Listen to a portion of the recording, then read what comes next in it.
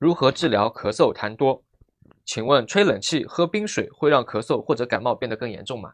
其实是不会的。OK， 如果说呢，你今天在发烧的话呢，来一点冰凉的话呢，还可以退烧呢，所以是绝对没有问题的。你的咳嗽，你如果说呢，你的痰比较多一点点，有的时候呢是有一点点的一个感染，有的时候是因为抵抗能力不够好，OK， 或者是说呢，我吃了一些东西，我有一点点的一个过敏。OK， 那再来另外一点呢，就是有刺激性的一个东西，那么也会导致痰会比较多一点点。你的痰是什么东西呢？你的痰就是说呢，有可能是一个刺激物、外来之物，然后再外加你的免疫细胞在攻击它。OK， 有的时候痰它是病毒 ，OK， 它攻击了你的细胞，然后的话呢，你的免疫细胞又去攻击这一个病毒或者是细菌，那它也会变为是一个痰 ，OK。但是的话呢，你吹冷气的话呢是没有问题的，你喝冰水也都没有问题的 ，OK。所以的话呢，它不会让你的感冒或者是你的咳嗽会变严重的。有的时候如果是冬天的时候呢，我一下子喝了冰水，我会咳嗽2声，那也是没事的。并不是说那只是一个很自然的一个反应而已。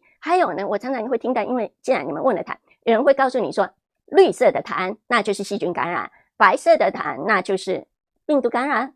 OK 啊，反正呢他们会看颜色的，那是不正确的。